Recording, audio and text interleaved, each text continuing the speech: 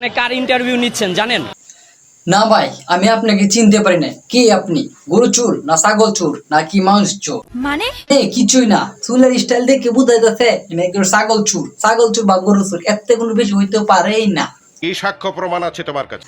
আচ্ছা, সব কথা বাদ, এখন দেখি ভবিষ্যতে কি নিয়ে আগুন আর কার ইন্টারভিউ নিতেছে আর কার কথা বলবো আপনারা তো নিজে বুঝতে পারতেছেন। তো ভিডিওটি দেখতে থাকুন এবং ভবিষ্যৎ সুপারস্টার বাংলাদেশের ফিউচার সুপারস্টারের क्या बोला?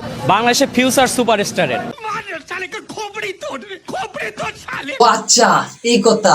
আপনার ফিউচার সুপারস্টার, বাংলাদেশের সুপারস্টার ফিউচার। বাহ, চমৎকার।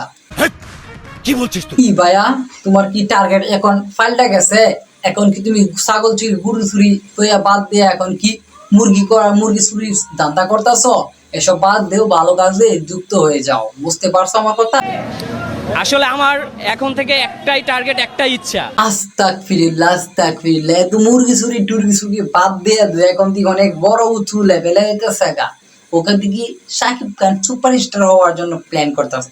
তাহলে আমরা শাকিব খানে কি করবো? আরে বাবা, আরে ফালতু কথা একদম কবি না। শাকিব খানের পর আমিই হব বাংলাদেশের সুপারস্টার।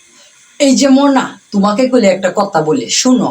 তুমি এগুলো প্ল্যান বাদ দিয়া তুমি সুপারস্টার হয়ে যাও। সুপারস্টার তুই সুপারস্টার, বুঝতে পারছো কথা না? তোমার কপালে এটাই জুটবি অবশেষে। তুমি সব প্ল্যান বাদ দিয়া এটার মধ্যে যুক্ত হও, বুঝতে পারছো? তা আমি চাইবো আমার দিক থেকে যে শাকিব খানের পর আমিই বাংলাদেশের সুপারস্টার হব। আরে বাইরে ভাই, তুমি এখন সব প্ল্যান বাদ দেও, বুঝছো? প্ল্যান বাদ দিয়া নিজের চিন্তা করো যে তুমি সুপারস্টার তোয়া, মানে সুপারস্টার। অন্য কথা বাদ দেও, বুঝছো? প্ল্যান কিন্তু এটাই করো মোনা। তোমার কি ভালো কথা বলতে আছি, তুমি এসব বাদ দাও। নিঃসন্দেহে তুই ঠিক কথা বলেছিস। হ্যাঁ ভাই, আপনার তো বাংলাদেশের ইন্ডাস্ট্রির মধ্যে চলচ্চিত্রের মধ্যে আপনার জায়গা দিও। জায়গা দেওয়ার কোনো কাজ নাই। যে আমাদের হিরো আলম আছে না, হিরো আলমে তো বাত মেরে দিবে, তার কি দরকার? তাতে হিরো আলমে বাদ শেষ হয়ে যা, তো হিরো আলম তো না খায় মরবো। আপনার মতো সুপার স্টার ওদের দরকার না।